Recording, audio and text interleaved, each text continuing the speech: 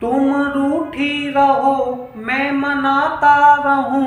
ये बेटा माने या ना माने, लेकिन ये क्वेश्चन एग्जाम में पक्का आने वाला है। भाई देख, find the whole area of the circle, 3 marks पक्के, x square plus y square बराबर में ए स्क्वायर। ये बेटा 2012 में, 15 में, 19 में, 22 में, 24 में आ चुका, सीबीएसई में भी आ चुका। इतना इंपोर्टेंट है, वैल्यू बदलती रहती है।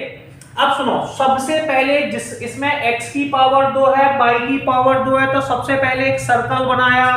आपने एक सर्कल बनाया, सर्कल में बेटा 1 2 3 4 क्वाड्रेंट होते हैं। कितने क्वाड्रेंट होते हैं? 4। 1 2 3 4, हमारे पास 4 क्वाड्रेंट होते हैं। इसमें से बेटा हम केवल एक क्वाड्रेंट का एरिया निकालेंगे, बाकी सबका एरिया हम दोबारा से नहीं निकालेंगे। उसके बदले में हम 4 का मल्टीप्लाई कर देंगे।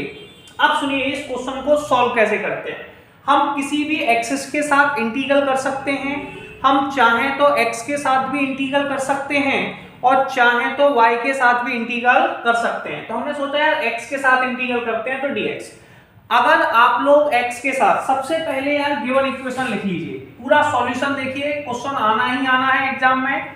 एक्स स्क्वायर प्लस के वाई स्क्वायर बराबर में ए स्क्वायर।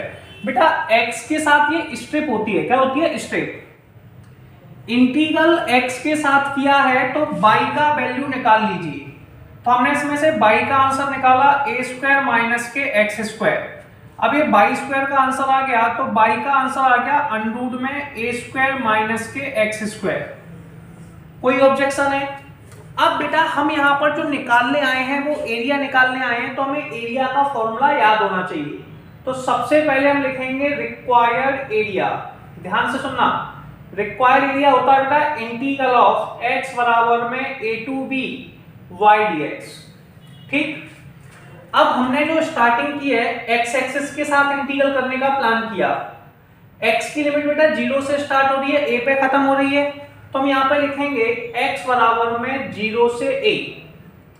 y का आंसर ऊपर दिया हुआ है a स्क्वायर माइनस के एक्स स्क्वायर dx। क्लियर है? 0 से a अंडर में a स्क्वायर माइनस के एक्स स्क्वायर dx। ठीक है, अब बेटा ऐसे हमारे पास 1 2 3 4 फिगर हैं। कितने फिगर है? 4 फिगर। इसलिए या तो 4 बार अलग अलग सॉल्व करें। अगर अलग अलग सॉल्व करने का आपका मन नहीं है तो बेटा हम लोग इसमें 4 का मल्टीप्लाई कर सकते हैं। और ये वाला फॉर्मूला तो यार बहुत बार याद कराया है, अगर इनको 1 मार्क्स में ऑब्जेक्टिव में पूछा भी जाता है। अब देखिए सबसे पहले 4 लिखिए, इसमें वैल्यू लिखिए। इस फॉर्मूले को याद करने का तरीका x/2 वही वाली वैल्यू, वही वाली वैल्यू का मतलब होता है क्वेश्चन। x/2 वही वाली वैल्यू, मेरे साथ रिपीट कीजिए, x/2 वही वाली वैल्यू, x/2 वही वाली वैल्यू, प्लस ए स्क्वायर किसका है बेटा? प्लस का, तो प्लस के ए स्क्वायर अपॉन 2, प्लस के ए स्क्वायर अपॉन 2। अब x माइनस का है तो sine inverse x upon a। ये बेटा क्वेश्चन है, लिमिट हमारी है 0 से a। ऊपर वाली वैल्यू को बेटा अपर लिमिट कहते हैं, ऊपर वाली वैल्यू को अपर लिमिट और नीचे वैल्यू को लोअर लिमिट। और बेटा फॉर्मूला बनता है अपर लिमिट माइनस के लोअर लिमिट। क्या बनता है? अपर लिमिट माइनस के लोअर लिमिट। क्लियर है? तो 4 बेटा सबसे पहले अपर लिमिट a है, इसका मतलब इस पूरे न्यूमेरिकल में x की जगह आप लोग a रख देंगे।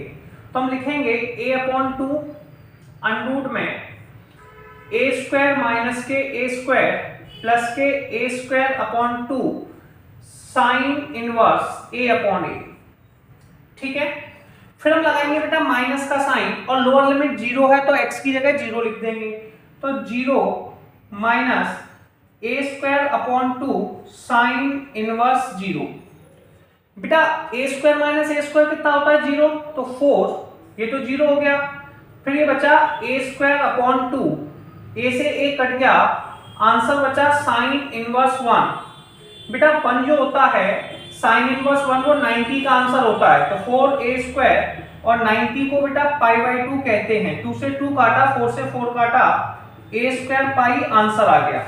ठीक है, और ये क्वेश्चन सॉल्व हो गया। अगर इसे 1 वर्ड यानी कि ऑब्जेक्टिव में पूछे तो सर्कल का एरिया होता है πr स्क्वायर, और बेटा r स्क्वायर की कौन लिखा है? a square. तो बेटा एरिया हो गया पाई ए स्क्वायर और ये क्वेश्चन कंप्लीट होगा भाई 3 मार्क्स का आने ही आना है, जल्दी से स्क्रीनशॉट ले ले।